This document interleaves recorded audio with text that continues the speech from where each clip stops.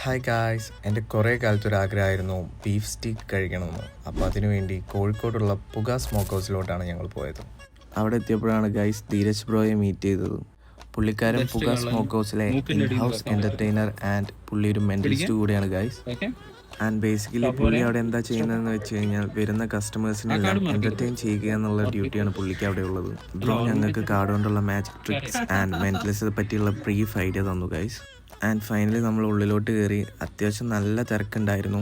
റെസ്റ്റോറൻറ്റിൻ്റെ ഉള്ളിലുള്ളൊരു ambience പക്ക ഒരു Pinterest വൈബായിരുന്നു guys. ഉള്ളിൽ അത്യാവശ്യം തിരക്കുള്ളതുകൊണ്ട് നമ്മൾ പുറത്തത്തെ ഡൈനിങ് ആണ് ചൂസ് ചെയ്തത്. പിന്നെ അവിടെ നിന്ന് തൊട്ട് ഒരു നീണ്ട കാത്തിരിപ്പായിരുന്നു. സ്റ്റീക്ക് കഴിക്കാനാണ് പോയതെങ്കിലും ഞങ്ങൾ നേരത്തെ എത്തിയതുകൊണ്ട് പുൾഡ് ബീഫ് ആൻഡ് ബ്രിസ്ക്കറ്റ് ബണ്ണാണ് ട്രൈ ചെയ്യാൻ പറ്റിയത് ഗൈസ്. അങ്ങനെ ഫസ്റ്റ് ഞങ്ങൾ പുൾഡ് ബീഫ് വെച്ച് സ്റ്റാർട്ട് ചെയ്തു.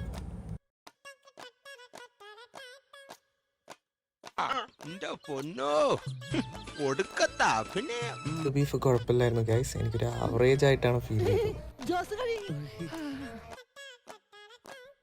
ദെൻ സെക്കൻഡ് ഞങ്ങൾ ട്രൈ ചെയ്തത് ബ്രിസ്ക്കറ്റ് ബണ്ണായിരുന്നു. ബ്രിസ്ക്കറ്റ് ബണ്ണ് ഒന്നും പറയാനുണ്ടായിരുന്നില്ല, മാരക ടേസ്റ്റ് ആയിരുന്നു. പുൾഡ് ബീഫിനേക്കാളും എനിക്ക് കുറച്ചുകൂടെ ഇഷ്ടമായത് ബ്രിസ്ക്കറ്റ് ബണ്ണായിരുന്നു ഗൈസ്. അപ്പോൾ ഇത് ട്രൈ ചെയ്യണം എന്നുള്ളവരാരും വെനസ്ഡേയ്സിൽ പോകണ്ട, കാരണം വെനസ്ഡേയ്സിൽ ഓഫായിരിക്കും. അങ്ങനെ ഫുഡെല്ലാം കഴിച്ച് ബില്ലെല്ലാം പേ ചെയ്ത് നമ്മൾ ഇറങ്ങി ഗൈസ്. അപ്പോൾ ഇത്രേ ഉള്ളൂ, ബൈ.